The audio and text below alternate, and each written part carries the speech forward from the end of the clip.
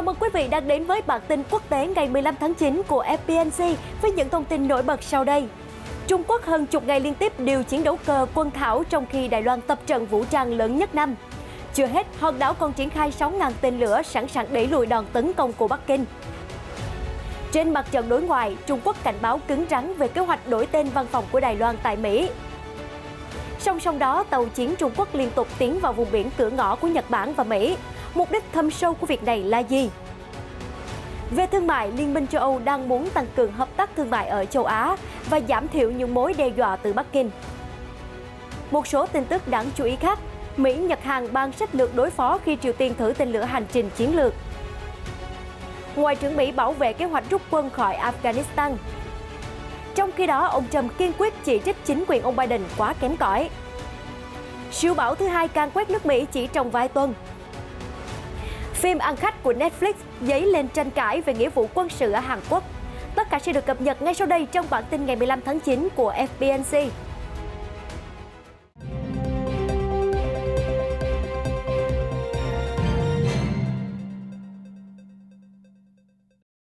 Đã tròn một năm kể từ lúc Trung Quốc tăng cường tối đa chiến thuật chiến tranh vùng xám bằng cách cử dàn chiến đấu cơ đều đặn xâm phạm vùng nhận dạng phòng không ADIZ của Đài Loan. Vừa qua, một máy bay trinh sát điện tử Thiểm Tây Y-8 thuộc Không quân Trung Quốc lại tiến vào góc Tây Nam ADIZ, đánh dấu lần xâm phạm thứ 12 trong tháng này và ngày thứ 11 liên tiếp vùng trời Đài Loan bị đe dọa. Đáp lại, hòn đảo tự trị cử tiêm kích, phát radio cảnh báo và triển khai hệ thống tên lửa phòng không giám sát động tĩnh của máy bay Trung Quốc. Đáng chú ý, hôm 5 tháng 9, Trung Quốc điều động tới 19 chiến đấu cơ răn đe Đài Loan, đồng thời liên tiếp tập trận xung quanh eo biển để sẵn sàng cho đòn tấn công chiếm đảo trong tương lai. Theo báo Nikkei Asia, Đài Bắc phản ứng bằng cách đổ tiền mua thêm tên lửa và các hệ thống phòng thủ khác, cố gắng rút ngắn khoảng cách chênh lệch về sức mạnh quân sự.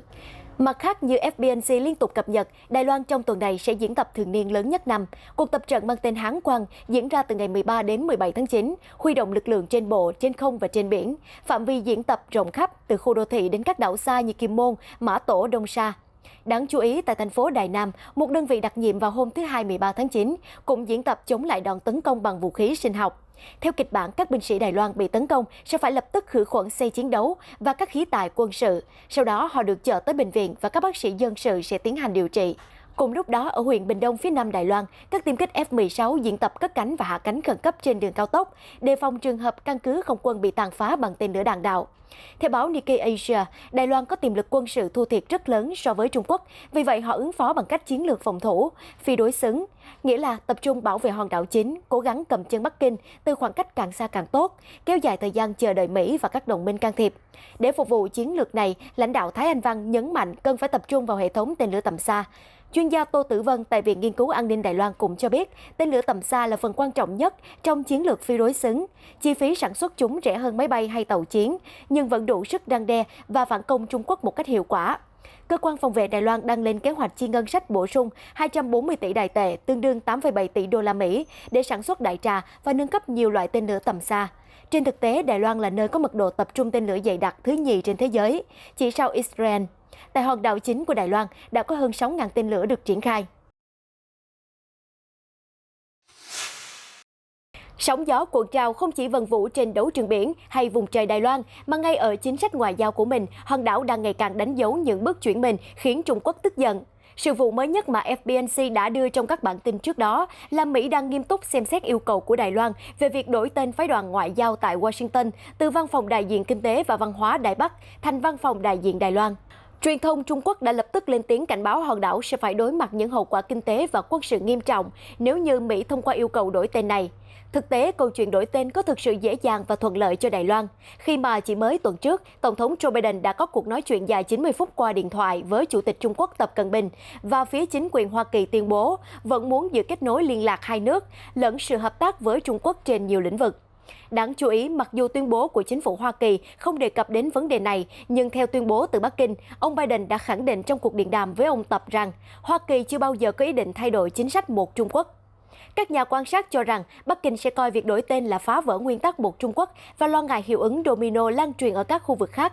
Các chuyên gia cũng nhận định rằng khi nói về những nấc thang căng thẳng giữa Mỹ-Trung, có rất nhiều vấn đề từ thương mại, công nghệ, nhân quyền và Biển Đông, nhưng Đài Loan sẽ là lằn ranh đỏ nhạy cảm nhất. Trước vấn đề này, ông Triệu Lập Kiên, phát ngôn viên của Bộ Ngoại giao Trung Quốc, người nổi tiếng với cách ngoại giao chiến lan đanh thép, đã gửi lời cảnh báo đến Mỹ trên truyền thông rằng nên ngừng các cuộc tiếp xúc chính thức với Đài Loan dưới mọi hình thức và ngừng nỗ lực nâng cấp quan hệ với Đài Loan. Nguyên văn ông Triệu nói như sau. Vấn đề liên quan đến Đài Loan là vấn đề cốt lõi quan trọng và nhạy cảm nhất trong quan hệ Trung Mỹ. Nguyên tắc một Trung Quốc là nền tảng chính trị của quan hệ Trung Mỹ. Mỹ đã nêu rõ trong thông cáo chung về thiết lập quan hệ ngoại giao. Vào ngày 10 tháng 9, Tổng thống Biden nói trong một cuộc điện đàm với Chủ tịch Trung Quốc rằng Mỹ không có ý định thay đổi chính sách một Trung Quốc. Hoa Kỳ nên thận trọng xử lý câu chuyện về Đài Loan cũng như các vấn đề liên quan để không làm tổn hại nghiêm trọng đến quan hệ Hoa Kỳ-Trung Quốc và phá hoại hòa bình và ổn định trên eo biển Đài Loan. Về phía Đài Loan, bà Liu Shifang từ Đảng Dân Chủ Tiến bộ DPP lại nhận định rằng việc thay đổi chức danh văn phòng từ Đài Bắc thành Đài Loan không liên quan gì đến việc can thiệp vào công việc nội bộ của Trung Quốc, mà chỉ đơn giản là một cách chính xác hơn để chỉ hòn đảo. Sau khi phát triển hạm đội hải quân có số lượng tàu chiến lớn nhất thế giới, Bắc Kinh đang tiến hành triển khai các tàu này để áp sát thăm dò các vùng biển quan trọng nhất toàn cầu. Đáng chú ý, không chỉ có eo biển Đài Loan hay Biển Đông chịu sức ép từ hành động bành trướng trên biển của Trung Quốc, mà gần đây vùng biển tiếp giáp lãnh hải của Nhật Bản, thậm chí của Mỹ, cũng đã chứng kiến bóng dáng của chiến hạm Trung Quốc. Cụ thể, tổng hợp thông tin từ báo The Drive và Thời báo Hoàn Cầu, ấn phẩm của chính phủ Trung Quốc như sau. Vào hôm 24 tháng 8, giới chức Nhật Bản thông báo nhóm 4 chiến hạm Trung Quốc đã di chuyển qua eo biển Soja và hướng tới vùng đặc quyền kinh tế của Mỹ ngoài khơi bang Alaska. Lực lượng này gồm một tàu tuần dương hạng nặng Tip 055, một tàu khu trục phòng không Tip 052D, một tàu tiếp vận Tip 093 và một tàu do thám mang số hiệu 799. Trung Quốc xem Tip 055 là tàu khu trục, nhưng Mỹ gọi đó là tàu tuần dương. Sau báo cáo của Nhật Bản, Tuần duyên Mỹ cũng cho biết trong chuyến tuần tra thường kỳ ở biển Bering và vùng Bắc Cực hôm 30 tháng 8, tàu tuần tra Bertholf đã phát hiện và thiết lập liên lạc vô tuyến với biên đội tàu hải quân Trung Quốc trong vùng đặc quyền kinh tế của Mỹ ngoài khơi quần đảo Aleutian. Tương tác giữa hai bên đều tuân thủ quy tắc và luật pháp quốc tế. Lực lượng Trung Quốc không xâm phạm lãnh hải Mỹ. Aleutian là chuỗi đảo núi lửa trải dài từ đất liền Alaska đến rìa phía tây biển Bering. Đây là nơi có thời tiết khắc nghiệt nhất và lãnh thổ hoang vắng nhất trên lục địa Bắc Mỹ, nhưng có vai trò chiến lược. Theo Thời báo Hoàn Cầu, nhóm 4 tàu chiến Trung Quốc đã thực hiện nhiệm vụ tuần hành thông thường đến vùng biển xa vào ngày 29 và 30 tháng 8, cho thấy năng lực của hải quân nước này đã phát triển rất nhanh chóng. Ngoài ra, sự hiện diện của nhóm tàu Trung Quốc ở xung quanh chuỗi đảo Aleutian có thể xem như động thái ăn miếng trả miếng của Bắc Kinh đối với Washington, bởi lẽ Mỹ thường xuyên tuần hành tự do hàng hải qua eo biển Đài Loan và Biển Đông. Chuyên gia quân sự Wei Dongsu ở Bắc Kinh bình luận, việc Trung Quốc cử tàu chiến di chuyển trong vùng đặc quyền kinh tế quanh quần đảo Aleutian ở Alaska là một biện pháp đối phó và gửi tín hiệu chống lại chủ nghĩa bá quyền của Mỹ. Có thể thấy Bắc Kinh ngày càng lộ rõ ý định đối đầu với Washington, không chỉ giới hạn trong lĩnh vực chính trị, thương mại, ngoại giao hay công nghệ, mà giờ đây các vùng biển ngày càng bị khuấy động sục sôi, và lực lượng tuần duyên của Mỹ-Nhật sẽ phải để mắt kỹ hơn trước các nhiệm vụ khó lường của đội tàu Trung Quốc. Liên minh châu Âu EU đang cố gắng hợp tác trong lĩnh vực kỹ thuật số với Nhật Bản, Hàn Quốc và Singapore, đồng thời thắt chặt quan hệ thương mại và đầu tư với Đài Loan nhằm xây dựng sức ảnh hưởng mạnh mẽ hơn ở châu Á sau khi phương Tây rút quân hỗn loạn khỏi Afghanistan.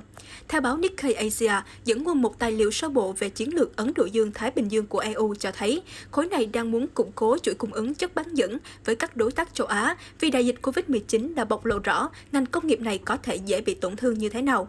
Mặt khác, Trung Quốc đang là trung tâm gây ra nhiều nỗi lo ngại của EU, mặc dù châu Âu vẫn cố gắng tương tác trên nhiều lĩnh vực với Bắc Kinh và hạn chế đối đầu trực diện. Tài liệu của EU cũng cảnh báo rằng căng thẳng ở eo biển Đài Loan và Biển Đông có thể gây tác động trực tiếp đến an ninh và thịnh vượng của châu Âu. Tài liệu viết thêm, nỗ lực thiết lập một môi trường đạt tiêu chuẩn toàn cầu ở châu Á dựa trên những nguyên tắc minh bạch về thương mại đang ngày càng bị đe dọa bởi những hành động thương mại không công bằng và sự bắt nạt kinh tế. Các diễn tiến này gây ra căng thẳng chất chồng đối với thương mại, chuỗi cung ứng và chuỗi giá trị. Từ những nỗi lo ngại kể trên, châu Âu có thể sẽ có những bước đi mới để đảm bảo lợi ích tại châu Á. EU đang đề xuất ký thỏa thuận hợp tác với Nhật Bản, Hàn Quốc và Singapore trong lĩnh vực kỹ thuật số. Việc này bao gồm chia sẻ dữ liệu hoặc thiết lập tiêu chuẩn chung đối với các loại công nghệ mới, ví dụ như trí tuệ nhân tạo. Một số khía cạnh hợp tác tăng cường khác bao gồm các phát kiến dựa trên dữ liệu và thương mại điện tử. Đồng thời, EU mong muốn thắt chặt quan hệ thương mại và đầu tư với một số đối tác mà khối Liên Âu chưa có thỏa thuận chính thức, ví dụ như Đài Loan. Hiện một bản phác thảo hợp tác đã được lãnh đạo Thái Anh Văn đề xuất vào tháng 5 và Ủy ban Đối ngoại của Nghị viện châu Âu cũng tỏ dấu hiệu ủng hộ. Ngoài ra, tài liệu mới cũng nói rằng EU bày tỏ mong đợi làm việc với Liên minh An ninh Bộ tứ Kim Cương gồm Mỹ, Nhật, Ấn, Úc để phục vụ cho những lợi ích chung như chống biến đổi khí hậu, phát triển công nghệ và vaccine. Chuyển sang một dòng sự kiện căng thẳng khác ở châu Á. Gần đây, khi Bình Nhưỡng thử tên lửa hành trình chiến lược mới, được cho là có thể chọc thủng lá chắn phòng thủ của Hàn Quốc và Nhật Bản, các bên có lợi ích liên quan đã lập tức bày tỏ lo ngại. Hôm qua 14 tháng 9, các đại sứ hàng đầu về vấn đề hạt nhân của Nhật, Mỹ, Hàn đã gặp gỡ trao đổi tại Tokyo, tìm cách kiềm chế chương trình hạt nhân và tên lửa của Triều Tiên. Ông Sun Kim, đặc phái viên Mỹ về Triều Tiên, phát biểu rằng các diễn biến gần đây ở Triều Tiên càng cho thấy tầm quan trọng của việc duy trì đối thoại và hợp tác chặt chẽ giữa ba bên Mỹ, Nhật Bản và Hàn Quốc. Theo Reuters, ba quốc gia kể trên đã không ngừng thảo luận sách lược để ngăn chặn Bình Nhưỡng tiếp tục chương trình phát triển tên lửa đạn đạo và vũ khí hạt nhân. Nỗ lực này bao gồm nhiều biện pháp trừng phạt quốc tế. Tuy nhiên, trong cuộc gặp mới đây với những người đồng cấp Takehiro Funakoshi của Nhật Bản và Nok Kyo-dok của Hàn Quốc, ông Sun Kim khẳng định Washington vẫn để ngỏ cánh cửa ngoại giao khi tiếp cận vấn đề Triều Tiên. Đáp lại, Bình Nhưỡng bày tỏ không nhìn thấy sự thay đổi nào trong chính sách của Mỹ, rằng các lệnh trừng phạt vẫn giữ nguyên, Mỹ vẫn tập trận chung với Hàn Quốc, một động thái mà Triều Tiên cho là chuẩn bị cho chiến tranh, gây căng thẳng và bất ổn khu vực. Để răn đe Mỹ và đồng minh, Triều Tiên tiến hành thành công tên lửa hành trình tầm xa mới vào cuối tuần qua. Theo hãng thông tấn nhà nước KCNA tuyên bố vào hôm 13 tháng 9, các nhà phân tích cho rằng đây có thể là vũ khí hạt nhân chiến lược đầu tiên của Triều Tiên với tầm bắn có thể vươn xa tới Nhật Bản. Là cường quốc ở Đông Bắc Á và là đồng minh quan trọng nhất của Bình Nhưỡng, Bắc Kinh nhanh chóng lên tiếng về vụ thử tên lửa mới đây. Người phát ngôn Bộ Ngoại giao Trung Quốc Triệu Lập Kiên hôm thứ Hai 13 tháng 9 kêu gọi các bên kiềm chế các hành động gây thêm căng thẳng ở bán đảo Triều Tiên. Trung Quốc kêu gọi các bên liên quan hãy kiềm chế và nhường bộ lẫn nhau, duy trì đối thoại và cải thiện liên lạc nhằm thúc đẩy giải quyết những vấn đề trên bán đảo, trích lời ông Triệu phát biểu. Theo báo South China Morning Post, tên lửa hành trình vốn có vận tốc chậm hơn tên lửa đạn đạo và việc phát triển chúng không bị cấm trong nghị quyết của Hội đồng Bảo an Liên Hợp Quốc. Vì vậy, vụ thử nghiệm mới đây của Triều Tiên nhiều khả năng không dẫn tới các lệnh trừng phạt bổ sung hà khắc đối với nền kinh tế vốn đã suy kiệt của nước này. Bàn về sức mạnh của loại tên lửa mới, chuyên gia quân sự Trung Quốc Tống Trung Bình cho rằng Bình Nhưỡng rõ ràng đang nhắm vào Tokyo với loại tên lửa mới, đủ sức vươn tới gần như mọi vị trí trên lãnh thổ Nhật Bản. Tuy nhiên, ông Tống nói thêm, tên lửa hành trình mới cung cấp cho Bình Nhưỡng thêm một sự lựa chọn tấn công, nhưng sự thiếu hụt hỗ trợ hậu cần khiến cho khả năng tấn công bị hạn chế. Triều Tiên đã phát triển tên lửa đạn đạo nhiều năm nay, thế nhưng do thiếu hệ thống dẫn đường THAAD và vệ tinh nên năng lực tấn công trở nên không ổn định, trích lời ông Tống nhận định. Trở lại với lùm xùm từ chính biến Afghanistan, quốc gia chịu nhiều công kích hiện tại không đâu khác là Hoa Kỳ. Không chỉ công kích từ quốc tế mà ngay cả nội bộ nước Mỹ cũng nảy sinh nhiều bất đồng. Tại một phiên điều trần Quốc hội đầy căng thẳng đầu tuần này, Ngoại trưởng Antony Blinken đã một mình đứng mũi chịu sào trước những lời chỉ trích về việc rút quân đội Mỹ khỏi Afghanistan. Cũng trong buổi điều trần, ít nhất 2 đảng viên Cộng hòa đã kêu gọi ông từ chức. Trong 5 giờ trao đổi liên tục với các nhà lập pháp, ông Blinken đã bảo vệ quyết định rút lui của Tổng thống Joe Biden, cũng như đẩy lùi cáo buộc rằng Bộ Ngoại giao lẽ ra phải làm nhiều hơn để giúp người Mỹ và những người Afghanistan có nguy cơ sơ tán. Sau đó, ông Blinken đã xoay ngược thế cờ, đổ lỗi cho chính quyền tiền nhiệm đã thiếu sót một kế hoạch. Ông nhiều lần lưu ý rằng cựu Tổng thống đảng Cộng hòa Donald Trump đã đàm phán thỏa thuận rút quân với Taliban và cho biết chính quyền của ông Biden không thể nào đàm phán lại vì những lời đe dọa từ lực lượng này đối với những người Mỹ vô tội.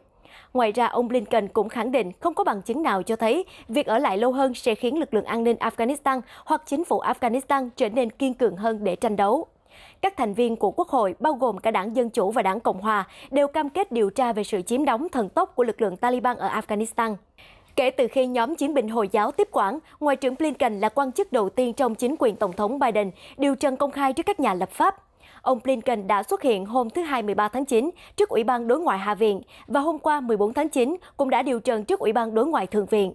Đáng chú ý, nhiều đảng viên Cộng hòa, đặc biệt là những đồng minh thân cận với cựu Tổng thống Trump, đã cắt ngang hoặc thậm chí hét lên trong lúc Ngoại trưởng Blinken phát biểu trong phiên điều trần tại Hạ viện.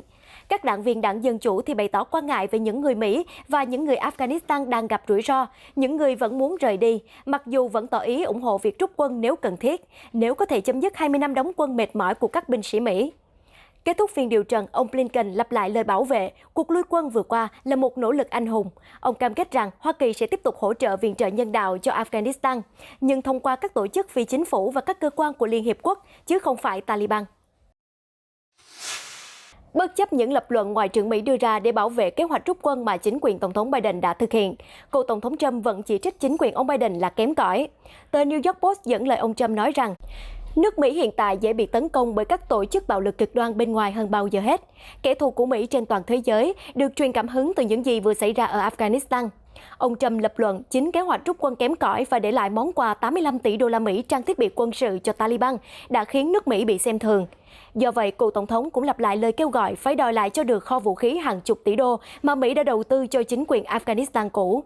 Ngoài ra, trong phiên điều trần, Ngoại trưởng Mỹ đã cáo buộc chính quyền cựu Tổng thống Trump vì để thực hiện thỏa thuận với Taliban đã thúc ép chính phủ Afghanistan khi ấy trả tự do cho 5.000 tù nhân Taliban, bao gồm một số chỉ huy chiến tranh hàng đầu.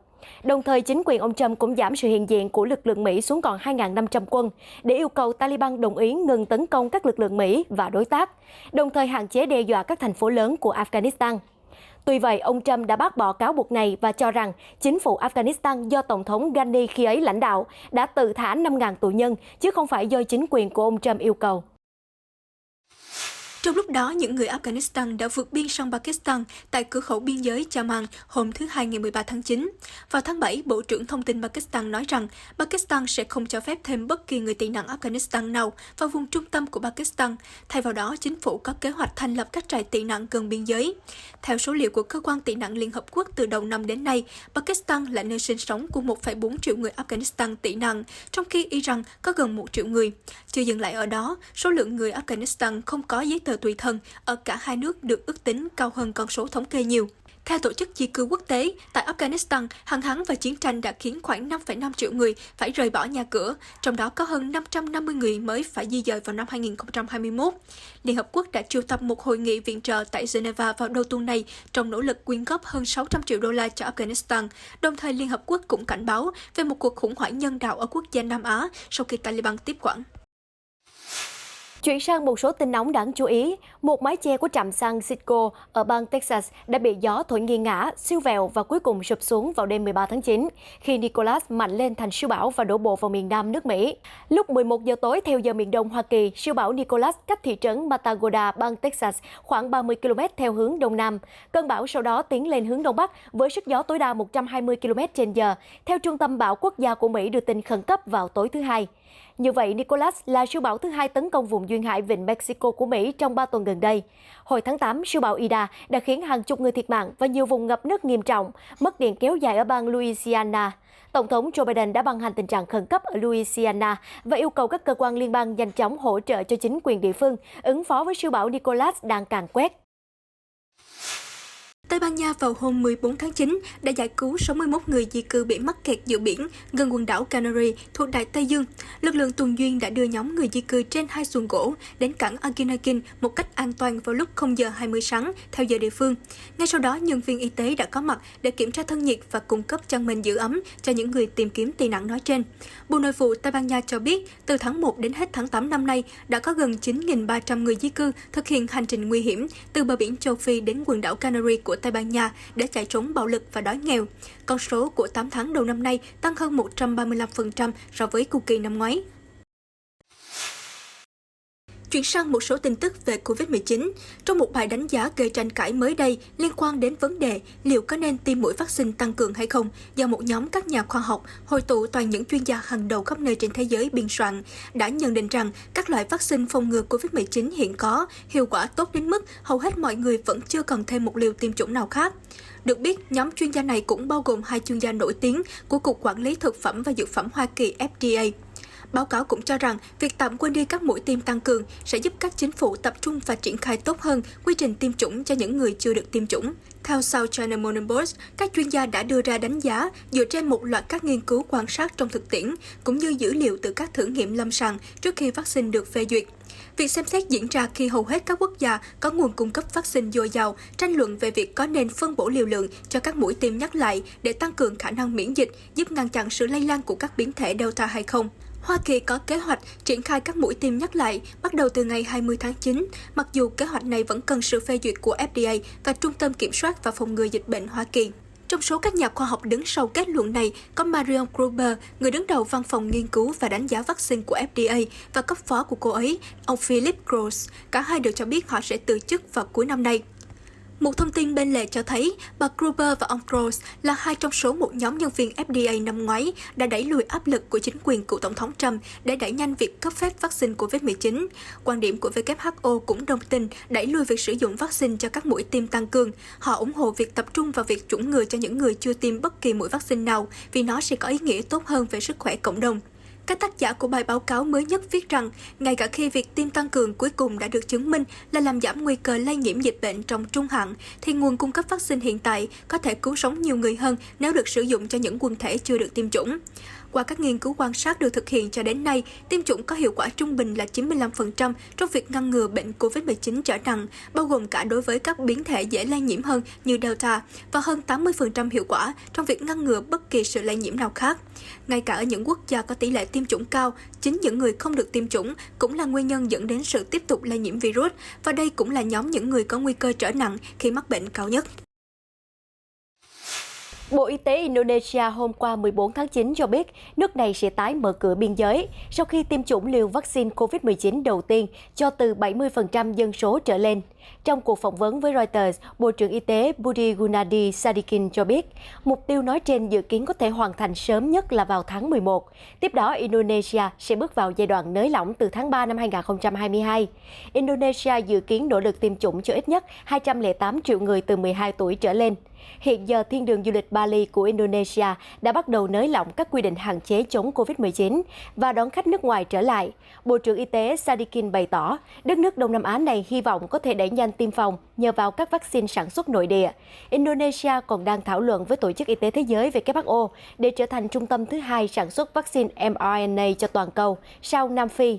Trước đó, WHO cho biết đang thiết lập bộ phận chuyển giao công nghệ ở Nam Phi để giúp các nước có thu nhập trung bình thấp nắm bắt được cách thức và bản quyền sản xuất vaccine mRNA, loại công nghệ tiên tiến hiện được các hãng dược khổng lồ Pfizer và Moderna áp dụng để chế tạo vaccine.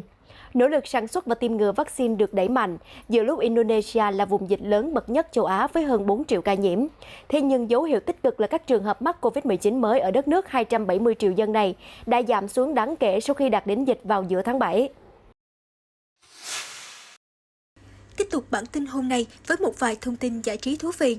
Gần đây, bộ phim Hàn Quốc DB truy bắt lính đào ngũ đã tạo cơn sốt trên nền tảng Netflix. Tuy nhiên, ở xứ sở Kim Chi, tác phẩm lại tạo nên không ít tranh cãi về chế độ nghĩa vụ quân sự bắt buộc với hầu hết nam giới và các bê bối trong hàng ngũ quân đội. Ra mắt vào cuối tháng 8, phim DB kể về câu chuyện quân cảnh Hàn Quốc truy bắt những người lính đào ngũ. Trên hành trình đó, bộ phim hé mở nhiều tình tiết gây sốc về cuộc sống hàng ngày trong quân ngũ, bao gồm nạn ngược đãi về thể chất và tinh thần mà người lính phải gánh chịu. Đạo diễn Han Jun-hee cho biết, ông tìm cách kể một câu chuyện nhân văn về hệ thống khiến những binh sĩ đào ngũ rơi vào tình cảnh vừa là nạn nhân vừa là tội phạm. Tuần trước, quân đội Hàn Quốc thông báo, ngay trước khi bộ phim chiếu trên Netflix, quân đội đã lên kế hoạch loại bỏ hệ thống cho phép các binh sĩ thông thường truy lùng đồng đội đào ngũ, dự kiến có hiệu lực từ tháng 7 2022. Bộ trưởng Quốc phòng Hàn Quốc Seok Kwok hôm 8 tháng 9 bày tỏ, có nhiều tình tiết đã bị thổi phồng trong bộ phim. Hiện giờ chúng tôi đang nỗ lực làm việc để văn hóa trong quân ngũ được cải thiện và thay đổi tích cực. Phản ứng của các cựu binh đối với phim DB cũng rất đa dạng. Một số người nói rằng tác phẩm tái hiện chính xác những trải nghiệm của họ. Một số ý kiến cho rằng bộ phim có nhiều tình huống kịch tính quá mức, không đúng với thực tế. Lại có những người hoàn toàn ngó lơ tác phẩm ăn khách của Hàn Quốc vì không muốn nhớ lại những ký ức ám ảnh thời quân ngũ. Hàn Quốc hiện duy trì lực lượng quân đội với 550.000 binh sĩ, hơn nữa còn có thêm 2,7 triệu quân dự bị trong bối cảnh đối đầu căng thẳng với Triều Tiên. Hầu hết nam giới Hàn Quốc phải nhập ngũ đến 21 tháng, tùy vào quân chủng. Những người đào ngũ có thể chịu án tới 10 năm tù. Đến hẹn lại lên, Viện Bảo tàng Mỹ thuật Metropolitan hôm 13 tháng 9 vừa qua lại tổ chức hoành tráng sự kiện Met Gala để tôn vinh các sáng tạo thú vị nhất của thời trang nước Mỹ. Các mỹ nhân diện lên nhiều gam màu ấn tượng như xanh, đỏ và ánh kim. Thế nhưng người gây kinh ngạc nhất có lẽ là Kim Kardashian. Cô Kim siêu vòng 3 đã diện lên bộ trang phục không thể đen hơn. Thật sự là một màu đen tuyền phủ kín không còn kẽ hở từ đầu đến chân. Ngay cả khuôn mặt cũng phủ dưới lớp vải dày màu đen. Trong một thiết kế độc đáo gây ngỡ ngàng của Balenciaga. Không cần phải nói, hình ảnh của Kim Kardashian xuất hiện ngập tràn trên mặt báo. Hãng tin BBC của Anh cho rằng diện mạo đặc biệt của cô Kim đã gợi nhiều liên tưởng, bao gồm một số netizen nhớ đến các tử thần thực tử trong tác phẩm đình đám Harry Potter. Trong khi một số người dùng mạng Việt Nam cho rằng trang phục bóng đêm của Kim Kardashian khiến các fan truyện tranh liên tưởng đến nhân vật hung thủ bí ẩn thường có mặt trong bộ truyện thám tử lừng danh Conan. Kim Kardashian sinh năm 1980, được biết đến với chương trình truyền hình thực tế Keeping Up with the Kardashians. Những năm qua, cô trở thành người nổi tiếng tại Hollywood nhờ thu hút hàng trăm triệu người theo dõi qua mạng xã hội. Thông tin vừa rồi đã khép lại bản tin quốc tế hôm nay. Cảm ơn quý khán giả đã theo dõi. FBNC sẽ tiếp tục cập nhật những thông tin mới và nóng nhất xoay quanh các diễn biến xảy ra trên toàn cầu. Hãy bấm theo dõi FBNC ngay hôm nay để luôn đồng hành cùng với chúng tôi trong các bản tin tiếp theo. Xin chào và hẹn gặp lại!